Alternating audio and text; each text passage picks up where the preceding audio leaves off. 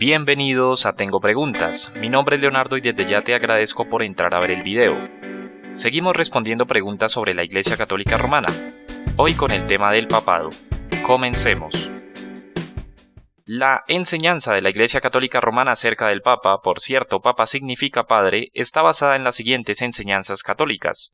Primero, Cristo hizo a Pedro el líder de los apóstoles y de la Iglesia, y se fijan en Mateo 16, 18, 19, al darle a Pedro las llaves del reino. Cristo no solo lo hizo líder, sino también infalible cuando él actuaba o hablaba como representante de Cristo en la tierra, hablando del centro de autoridad o ex cátedra. Esta habilidad de actuar a favor de la Iglesia de manera infalible cuando se habla de ex cátedra fue heredada a los sucesores de Pedro, dándole así a la Iglesia una guía infalible en la tierra.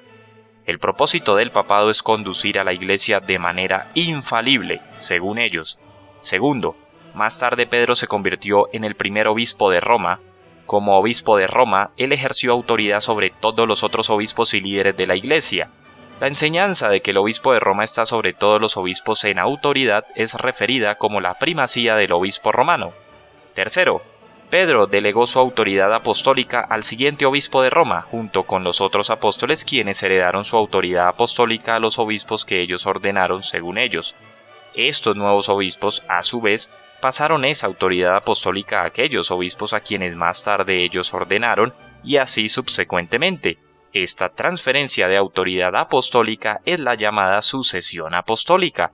Cuarto, basándonos en la afirmación católica de una ininterrumpida cadena de obispos romanos, ellos enseñan que la Iglesia Católica Romana es la verdadera Iglesia y que todas las iglesias que no aceptan la primacía del Papa se han separado de ellos, que son la única original y verdadera Iglesia. Habiendo revisado brevemente algunas de las enseñanzas de la Iglesia Católica Romana concernientes al papado, la pregunta es si esas enseñanzas concuerdan con las Escrituras. La Iglesia Católica Romana ve el papado y la autoridad de enseñanza infalible de la Madre Iglesia como algo necesario para guiar a la Iglesia, y utilizan eso como razonamiento lógico de la provisión de Dios para ello. Pero al examinar la Escritura encontrarás lo siguiente. Primero, mientras que Pedro fue la figura central en el inicio de la propagación del Evangelio, que hace parte del significado contenido en Mateo 16, 18, 19, la enseñanza de la Escritura, tomada en su contexto, en ninguna parte declara que él tenía una autoridad sobre los otros apóstoles o sobre la Iglesia, como está escrito en Hechos 15, 1 al 23, Gálatas 2, 1, 14 y 1 de Pedro 5, 1 al 5. Nunca es enseñado que el obispo de Roma debía tener la primacía sobre la Iglesia. Mejor dicho, hay solo una referencia en la Escritura sobre Pedro escribiendo desde Babilonia, nombre que algunas veces se aplicaba a Roma y se encuentra en 1 de Pedro 5:13.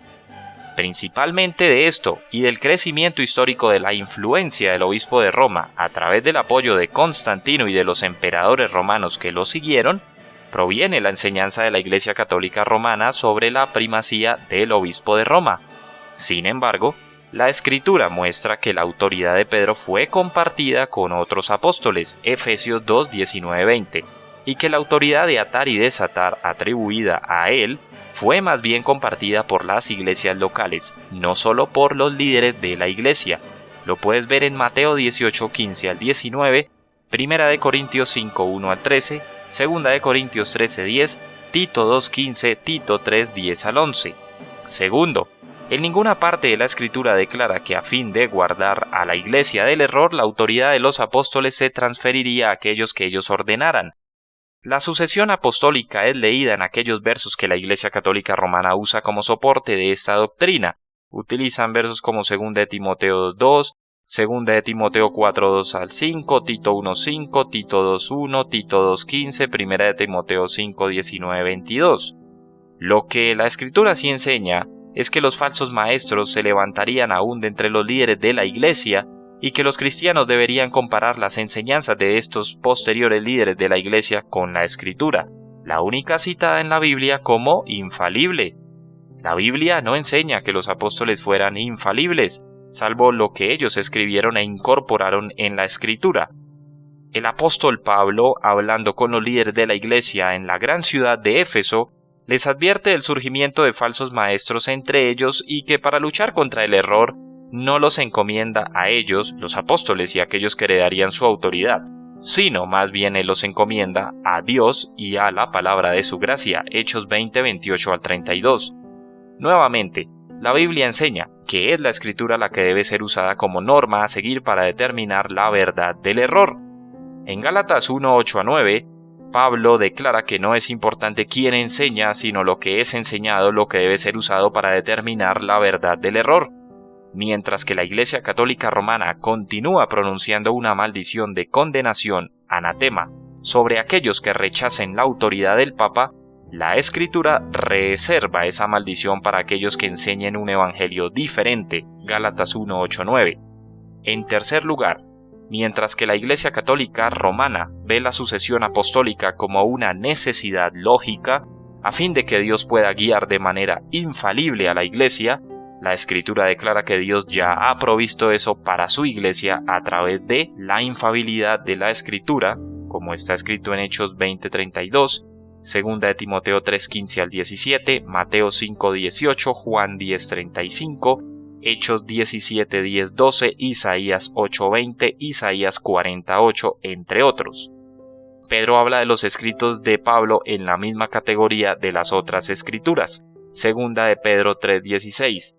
También a través del eterno sumo sacerdocio de Jesucristo en el cielo, Hebreos 7:22 al 28, y también a través de la provisión del Espíritu Santo, quien guió a los apóstoles a la verdad después de la muerte de Cristo, Juan 16:12 al 14, quien equipa a los creyentes para el trabajo en el ministerio incluyendo la enseñanza, Romanos 12:3 al 8, Efesios 4:11 al 16, y quien utiliza la palabra escrita como su principal herramienta, Hebreos 4:12, Efesios 6:17.